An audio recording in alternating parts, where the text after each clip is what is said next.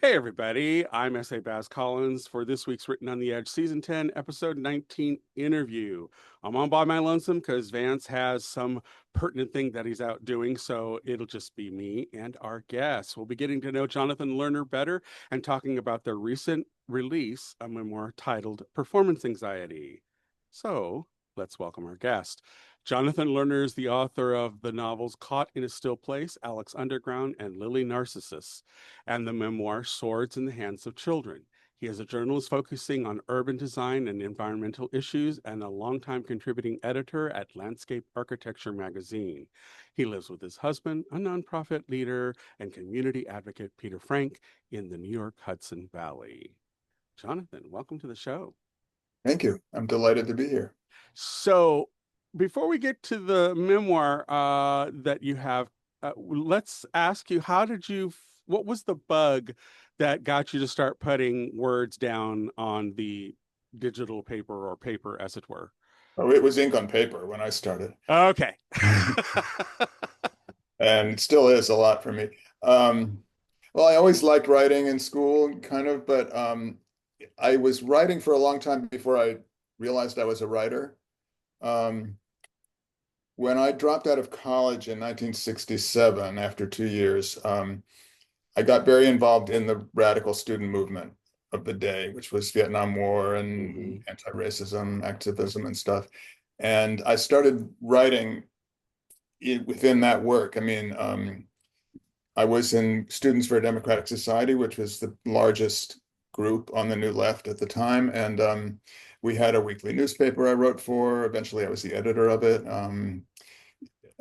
So I sort of cut my teeth doing that. And I was in the radical movement for about 8 years, like in a sort of cult-like split off faction called the Weathermen. And when I came to my senses in like 1976, and I suddenly had to put myself together as a person who wasn't part of something, Hmm. it occurred to me, well, this writing is something I do, something I like to do. I know how to do it. And so um, I started writing more seriously then, wrote a novel, started pitching ideas to magazines. The novel and my first fancy magazine article came out right about the same time, which was in the late 80s. And it's kind of been a wild ride since then. I've had a long career since then as a magazine writer. Lately, as you said, concentrating mostly on things like public space and landscape architecture, urban design. But Hmm. I've done everything from being a food writer, travel writer, writing personality profiles, anything anybody would pay me to write. Well, yeah. There's that silly thing of having to have a life and pay for it as you go that gets in the Yeah. way of creativity. Okay, well, let's talk a bit about performance anxiety. If I saw the book at a book fair and walked up to you and said, "Hey, what's this about?" What would you tell me? It's about a white kid from an affluent suburb in the early 60s. He's in high school who starts going downtown to join civil rights demonstrations. He and his friends start going downtown to the Black Theater to see the Motown Review, and to jazz clubs to see jazz. So this kind of interest in this other world of Black people and Hmm. civil rights activism that was happening. And this kid also is uh, gay, and it's 63, 64. It's way before Stonewall. It's a time when there was no language and no possibility really of dealing openly with that. So Right. it's The about, only language was derogatory. That was all there was. yeah. And the only strategy was one form or another of hiding. Yeah. Um, and and even trying to hide from myself, although, it's hard to like hide from yourself because you're with yourself all the time. Yeah. Um, and then the other sort of dimension of it is a family thing, which is that my mother died when I was a senior in high school. Oh. And my father was pretty checked out. So that's another sort of through line in the story. And the story is framed in my senior year of high school, which was 1964, 65. It goes back to childhood, and it sort of moves around. It's not linear and chronological, but that's the sort of beginning and end, and the sort of touch point is the kinds of things that I was doing in those years. Driving crazily with friends in the car, drinking too much, driving crazily drunk, listening to rock and roll, um, doing the things I was saying. So it's about this kind of a kid trying to grapple with all these things, the internal struggle of being gay, the family stuff, and the political stuff that was going on, and the sort of also the fun of being a teenager and rock and roll music and having a car and driving crazy. And so that's the story.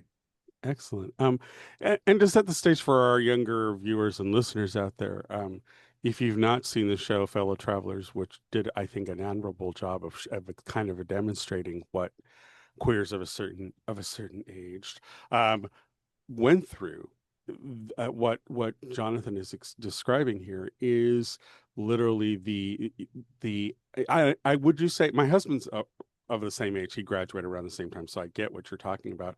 Yeah, But I mean, would you say that part of it is also trying to give that ambiance of how alone we, because when I came up in the 70s and 80s, I there was, there was no social media there. It was almost serendipitous how you fell into the queer community. yeah, Is that kind of part of what you kind of demonstrate to the readers of the book, that what yeah. the ambiance was and the environment was? Yeah. I mean,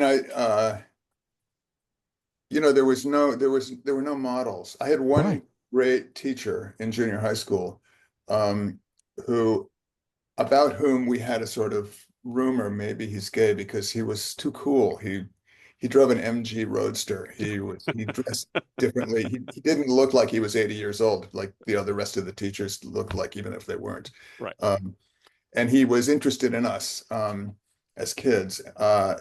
Maybe he was gay, but he was certainly in the closet. He would have lost his job in a heartbeat if Hmm. even the like overt suggestion that he was gay had come out.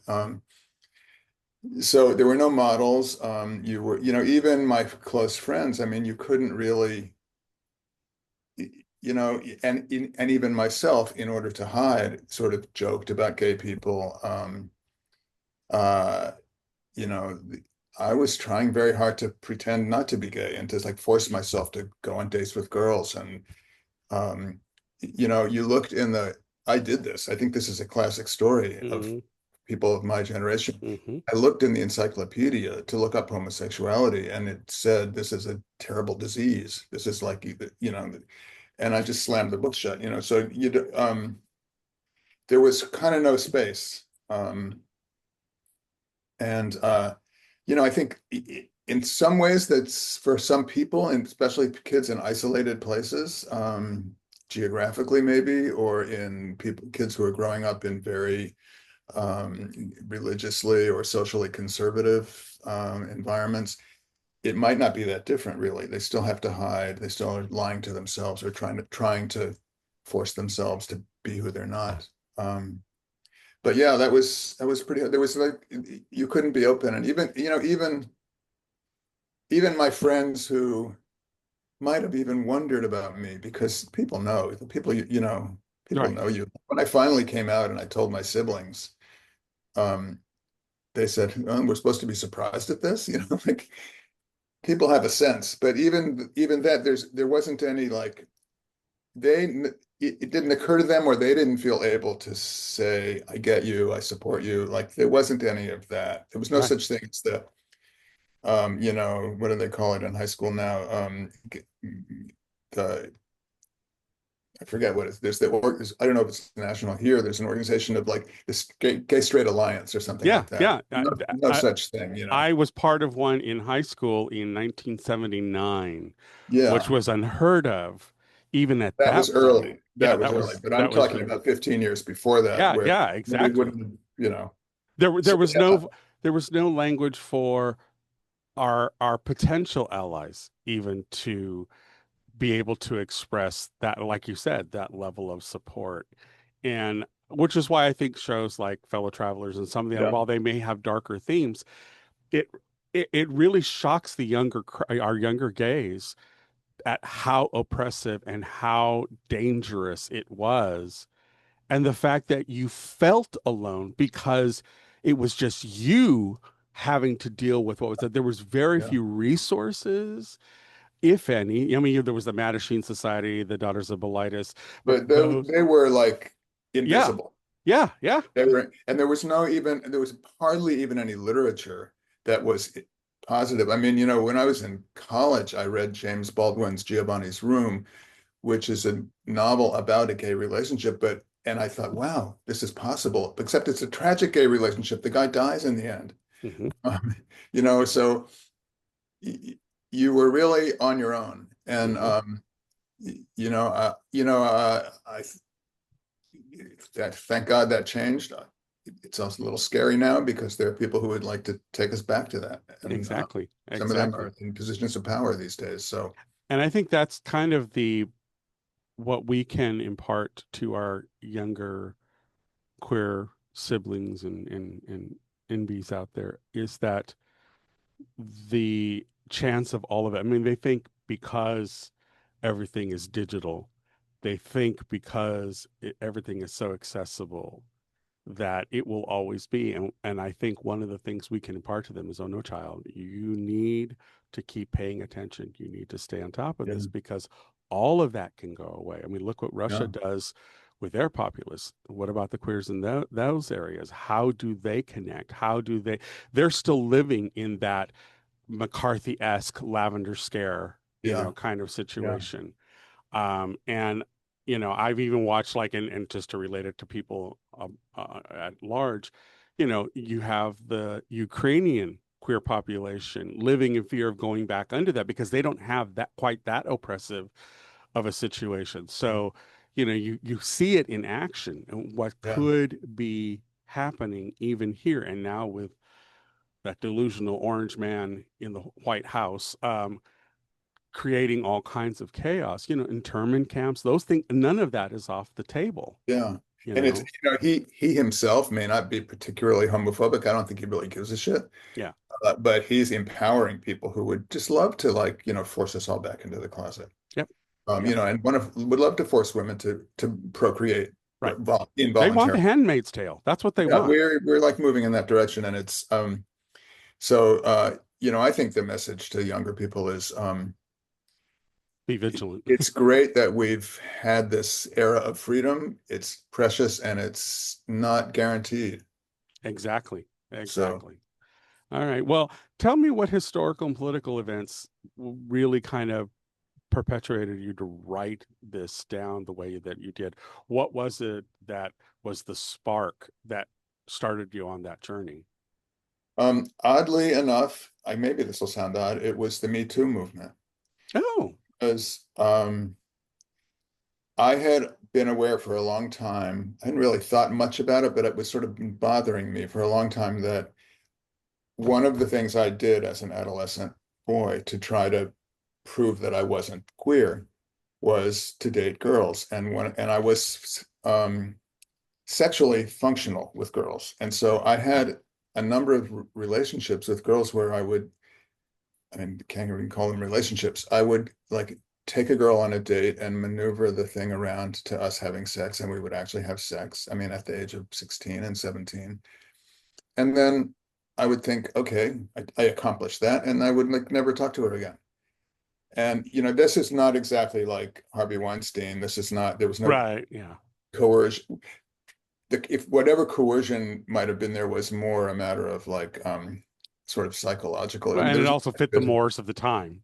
yeah, and that she didn't feel empowered to say, stop, shut up, and or empowered to, like, slap me even. And I'm a wimp, so that might have worked. Or empowered even to, like, make a joke, hey, this isn't funny, or I don't know.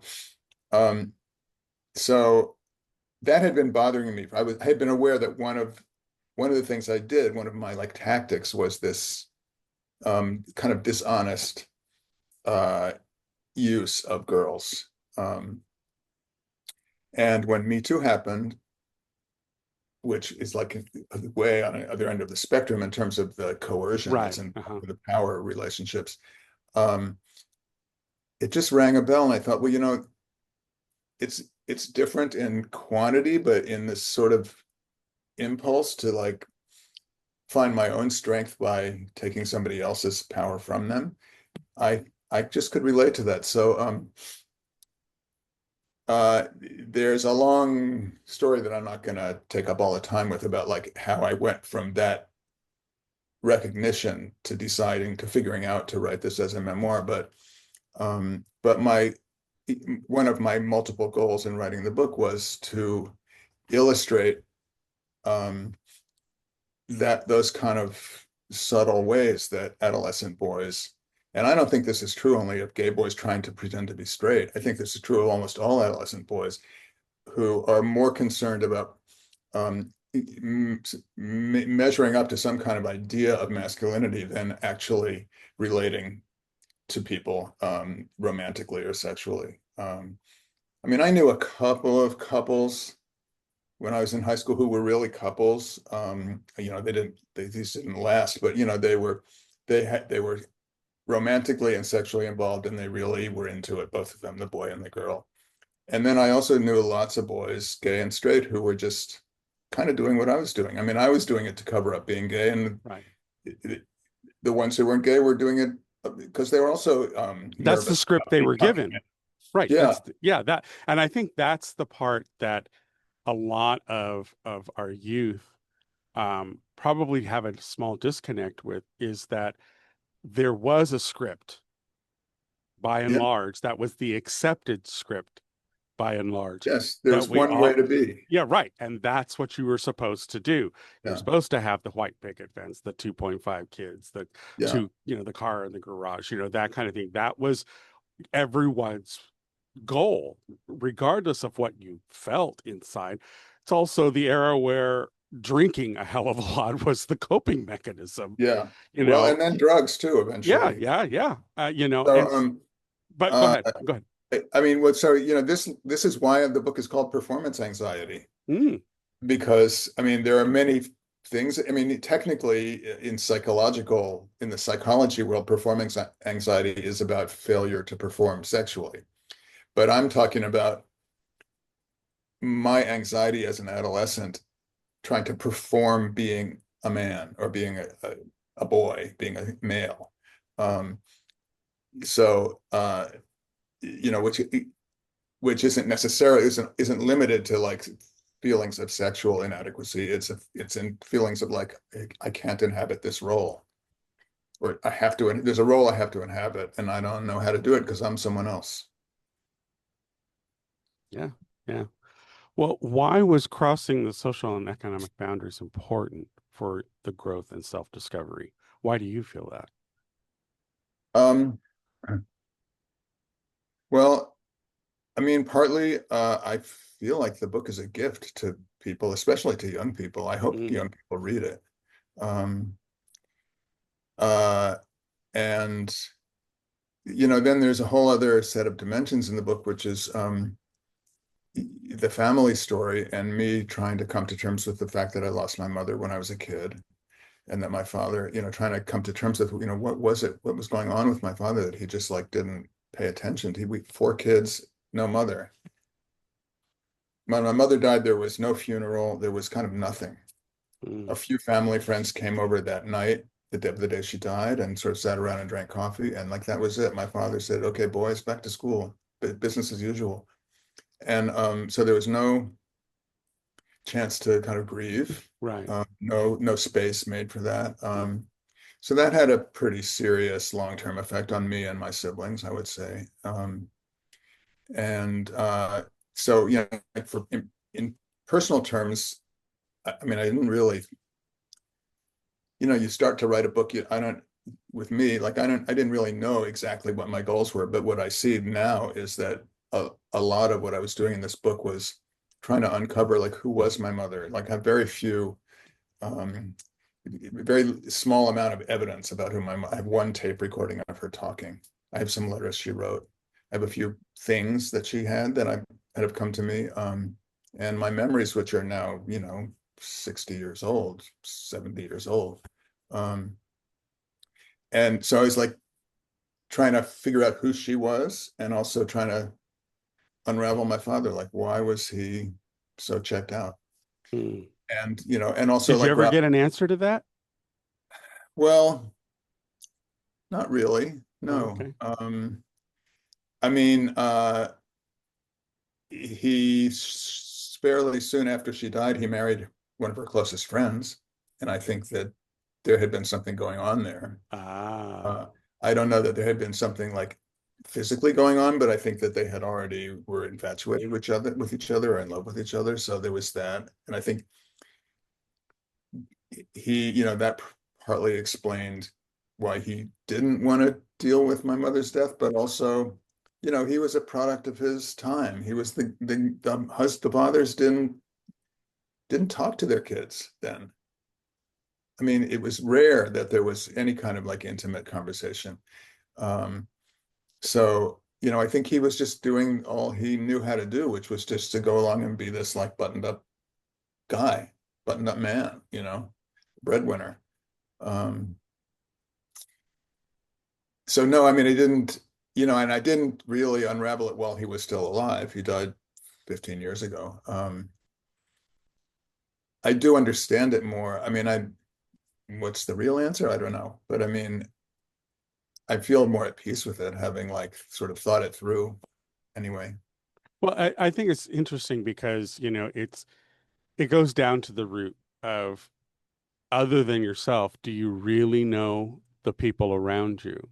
You Oh, know, never. and that's the thing. No matter how open you may be, either with your partner or with loved ones, siblings, what have you, I mean, there was a interview by Janet Jackson that kind of distilled it for me, Yeah, where she was refuting some of the claims against her brother. And she said, "Well, my brother's just not like that." I'm thought, well, the brother you knew, right. but I know there's shit in my past my siblings don't know about. And Yeah, they certainly would deny if you brought it up, but I know the truth, and so it's again, no matter how close you are in relationship to the people you are with, there's no way for you to be in their head and know exactly yeah. what's going on. And I think, I write about perceptions. That's, all of my characters are dealing with perceptions. And the reason why I love it as a mechanism for writing, and we're getting into craft now, people.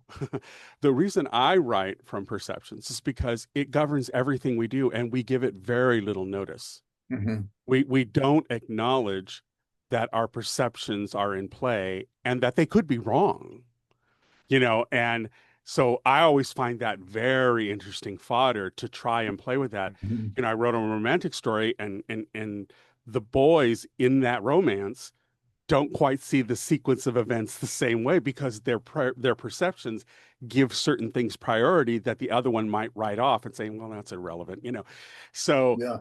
and I think that, especially like in your memoir, when you're writing these things, I think part of what people need to understand is, because those perceptions are in play and we all are employing them, but we don't acknowledge that's what we're doing, they have a means of controlling and making decisions for us that sometimes we're not even aware that that's what we're doing Yeah. in the Yeah. process of doing it.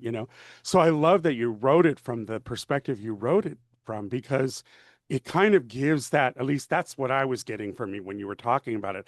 I'm like, oh, okay, I love this. This is actually giving the way you saw the world at that time, and the way that you saw the meaningful way to move through it, Uh-huh. not always making the right, calls, but the ability to acknowledge that now in this point in your life and understand it for what it was. Whereas if you went back to that 17-year-old boy and explained to him what, he's going through, and that things will turn out okay, or you just didn't have anything like that. Even thinking in those terms back then was not a thing. No. Uh-uh. You wouldn't think about your prior self in that kind of existential way. and rationalize what you're doing now based upon what you had gone through in the past. So I love that when people write stories, especially queer people. I think one of the challenges we have, and I'd love your thoughts on this, about how our voices are so important to capture because of the dangers of authoritarian rise. And, the internet is seemingly forever. So once it's out there, it's out there. Um, do you feel that way, that queer people really should uh because I think a lot of them think they'll have imposter syndrome. They think, oh, no one's going to want to read my story. Yet they don't understand how many people would probably identify with a lot of the elements, like you going through the issue of dating Mhm. girls and stuff, and then the sense of guilt you felt looking back at it, going, gee, those Yeah, girls really didn't deserve that kind of thing. But that was the script they had too, yeah, so yeah. it's all this weird interplay. Do you feel that way too? That it in that respect? Well, I wouldn't advise every kid to try to write their story. I mean, because not everybody writing, the act Yeah, of there it writing is. It is a doesn't come to craft. everybody. But I do think I think everybody should, uh, uh, Tell their story in some way. yeah, or like confront their story or, excavate their story, go into therapy or just keep a journal or talk when you do have friends, talk to your friends about it. Not Don't bottle it up. And Right. because there's a lot of commonality, and that's an empowering thing to like realize that, in different ways we all go through similar things. Hmm. And then there's also the fact of by trying to articulate what you've been through, you come to understand it and you come to like disentangle, and clear up the sort of fogginess, and that's valuable, especially, the older you get. I think it's valuable to sort of get an increasingly clear sense of where you've come from and who you are. And it's interesting you say that too, because I just saw an interview with Paul Mescal. He and Josh O'Connor have a film now that's at Cannes, which is running right now, and it's Mhm. called The History of Sound. And he said something very much along the lines of what you're saying. He said that he loves playing roles, and he said stepping into queer spaces, because he just did a movie with um, Andrew Scott called All of Us Strangers, and Yeah. here he's playing another queer man. And he said one of the things he loved about doing those is that it gave him permission to look at his own masculinity Hmm. and to understand that it should evolve rather than sticking to like a script that is not wholly freeing of you understanding what it is to be a man. And I really loved that he framed it in that way because it's giving men permission to allow themselves exploration in what they feel it is to be a man, not to follow the Andrew Tate, you know, kind of bullshit that's out there in the manosphere, but Yeah. rather because all that is perpetuating the old scripts. That's what that Yeah. is. And these young boys don't really have a means of trying to understand their own masculinity. And I think, we really do need to have a way to give men permission because that's what leads to that's what leads to abuse, that's what leads Yeah. all these oppressive things that you do internally, the self-loathing that comes from even questioning those things about yourself, I think is really, really important to have that dialogue. And I think your book will help engender that and have people really understand that they have permission to explore Mhm. themselves I and hope so. they should take advantage of it, don't you think? I hope so. Yeah. I mean, I also hope it, uh, on a completely different level, I hope it gives some sort of concrete reality to people's ideas of what the 60s were like. Mm, Um, the 60s have been sort of reduced to this very summer of sort of love. narrow thing, which is really sort of the late 60s, which is like political activism and rock and roll and Woodstock and drugs and hippies, um, all of which was part of it. But, what I'm writing about is the period of years kind of before that, like 62 to 65, when there was just the beginnings of those kind of youth culture rumblings, and the beginnings of like the anti-war movement. And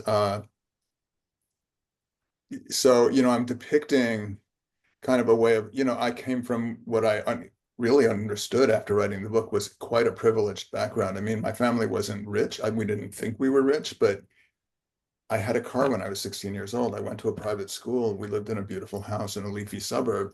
I had the mobility to go downtown into the black world. I had the mobility to like take off in my car with a friend of mine and drive to Cape Cod if I felt like it, which I did,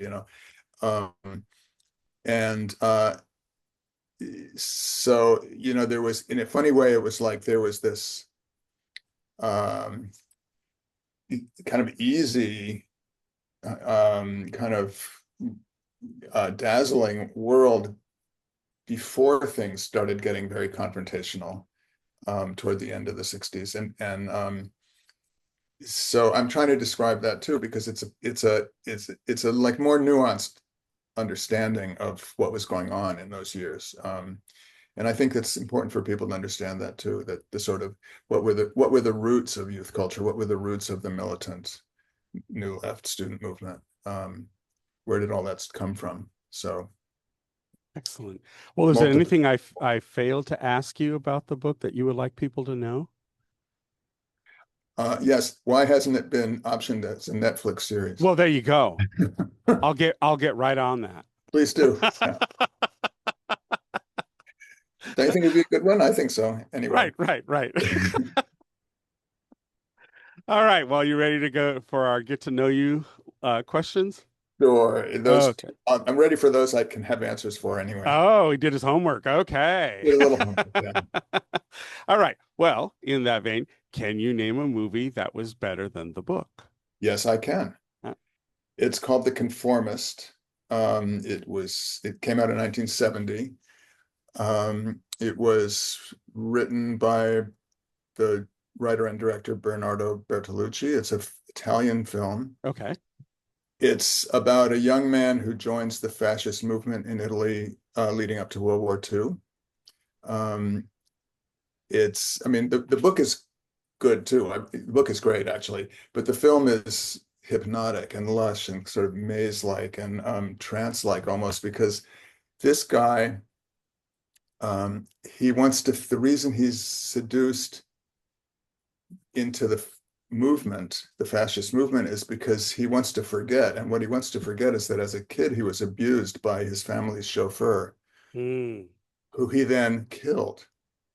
Um, I don't remember what the explanation is for how come he wasn't like sent away to prison or something, but he was a kid. I know it was an upper class family, so maybe they just bought their way out of it. That's sort Yeah. of irrelevant. But he wants to forget. He wants to fit in. He wants to be accepted. He wants to not have to think about who he really is. And so that the sort of cinematic impressionism and the sort of maze-like quality of the film really is about that sort of hiding from memory. And it had a personal resonance for me. I didn't see it in 1970, because in 1970 I was busy like being a revolutionary and I didn't have time to go to the movies. Right, right. Going to the movies was a waste of time, because it was more important to sit around and like having a meeting all night long to talk about some ideological minutia. I only saw it a couple of years ago. By the way, it was remastered and it's now you can stream it. It's online places. But the resonance to me was that, although he was joining a fascist movement, this guy, I joined like a militant leftist movement, which was also sort of cult-like. And it really rang so many bells for me. Like, what was this guy hiding from? He was hiding from the fact that he had a homosexual experience as a kid. What was I hiding from? I was hiding from the fact that I was gay. And if I joined this like macho militant thing, maybe people wouldn't look at me and think I was gay. So that was the personal resonance of it. I also think it's really relevant now, because we're like, people are, They're toying with the same things. and a lot of young men will get involved in militant, uh, right-wing, homophobic, racist activity because they're trying to run away from something about themselves, whether Right. it's sexuality or something else. We know this. This is a fact. Yeah, So exactly. it's a great film. The Okay. Economist is called. All right. Well, which fictional character would you most like to be friends with? Um, do you know the TV series Slow Horses? I know It's a of it. British I've not the watched it, but British series about some spies, but it's very different from the usual spies because it's about a group of British spies who are all fuck ups, and they're all sort of assigned to go to this like dumpy house on the outskirts of London and like spend their lives looking through cold cases. They're like they can't be fired because they know too many secrets, but they're not nobody wants to use them. So there's a character in there. Her name is in the series. Her name is Catherine Standish. She's a kind of frumpy middle-aged woman who is sort of the only competent person in this group, who's like keeps the little household running. Um, she seems very dull, but she's actually incredibly loyal. She seems very reserved, but she has this kind of barbed wit every once in a while. It's like this is the person you want to have as a friend, who will, you can rely on them. You know they're loyal. You know that when you really like get down with them, they can tell you the truth, and they like won't pull any punches. But also like functioning in larger groups, she's watching all the time. She's not acting out unless she really wants to act out. all So right. Catherine Well, Sanders. She's played by an actress called Saskia Reeves, who I don't really. I know I've seen her in other things. She's not especially well known. I didn't know her name. So okay. anyway, Excellent. Slow Horses. It's great. Definitely It's should funny. check that out. All right. What's the most fascinating fact that you know? I couldn't answer that question. I have too many facts running around in my head. Okay, well, we can move it right along. What was your favorite Okay. subject in school? It was French because at the time I thought that France was just like the pinnacle of culture and sophistication. Anything French, French food, French wine, French movies, the French language. Also, I liked learning languages, and I was pretty good at it when I was a kid, while my brain was still soft and malleable. Malleable, yeah. All right. Well, before making a telephone call, do you rehearse what you're going to say? Well, because my brain is not so malleable anymore, I do only when it's like work related. Okay. I mean, if I'm calling a friend, I don't. But if there's any kind of business to be accomplished, I make some notes because I otherwise I'm afraid I'll forget stuff. Hmm. Well, Or I mi- can understand that definitely. yeah. That makes sense.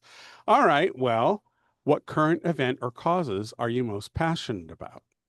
Um, I'm just generally depressed about current events, to tell you the truth. Yeah, I think democracy is all on our minds. Yeah. I mean, I wish I could say, therefore, I'm joining X movement organization, but if the whole so-called resistance feels so fragmented right now Right.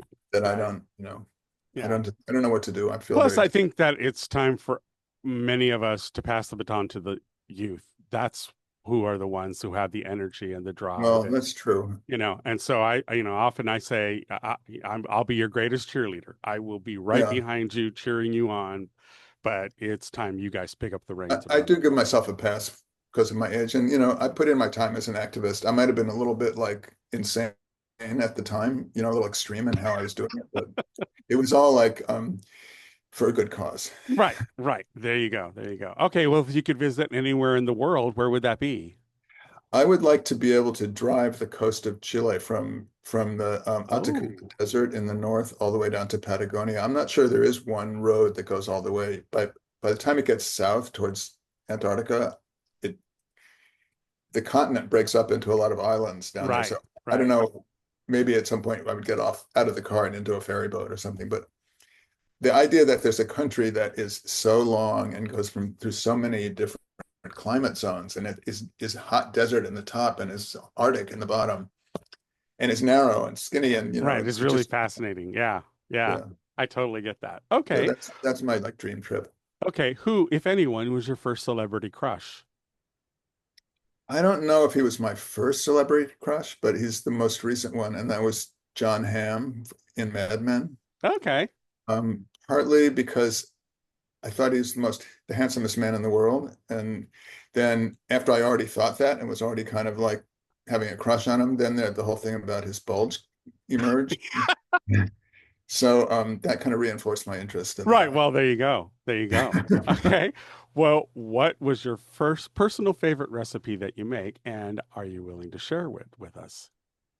That's another one I couldn't answer because I cook all the time. I mean, I'm the cook in our household. I cook every day, almost. Peter can cook, but Is there something you love to make?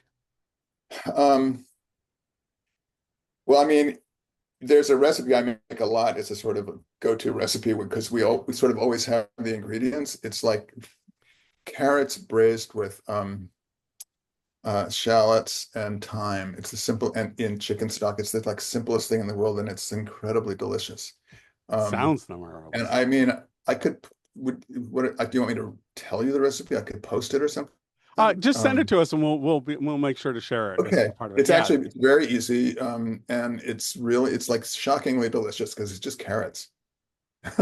Excellent. Excellent. No, I love that. I love that. My Okay. husband makes a really great one for Thanksgiving. It's in an orange and honey glaze. That's Oh, really, that really sounds good marvelous. too. Yeah. Yeah. Yeah. All right. So that's it for the list. You made it through the list. Bravo. Well, I mean, I sloughed off one or two of them, Well, it's okay. but Applause all the way around. Okay. does So everybody through every question? No. no, Okay. you're not being graded. Don't worry. If they're due, they're lying. Yeah, right. Okay, so what's up next for you? What have you got going? Do you have any events you're going to be at you want to let people know? And where's the best place for people to follow what you do? Well, the best place to follow would be either my own website, which is jonathanlerner.info, or my Instagram, which is at Lerner Writer, one word, Lerner Writer.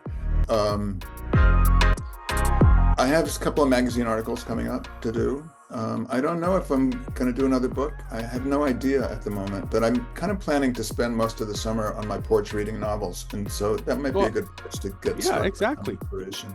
In a way, that's literary research, anyhow. You know? But yeah, also it's a great pleasure. Yeah, well, absolutely, absolutely. Yeah, I totally am down with that. Excellent. All right. Do you have any final words of wisdom before we sign off? I don't have any words of wisdom. I've enjoyed this enormously.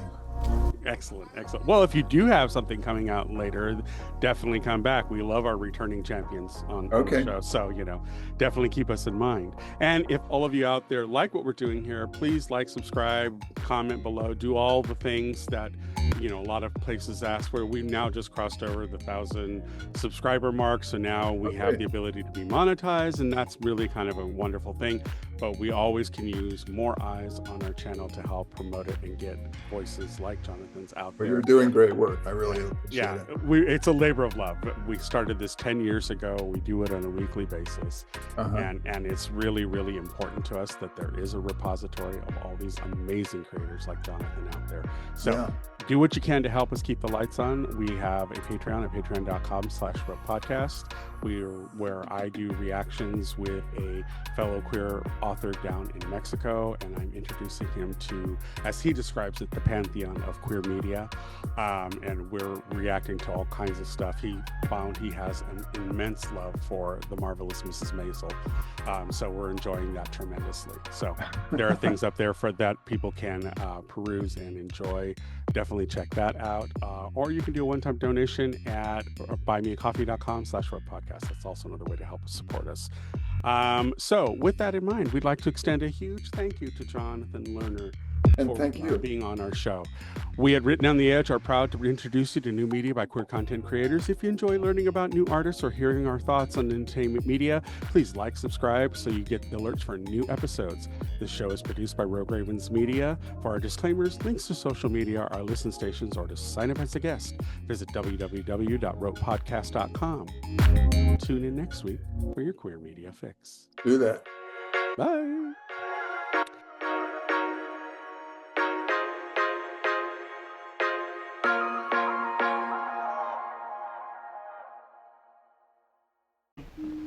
Oh, what's that?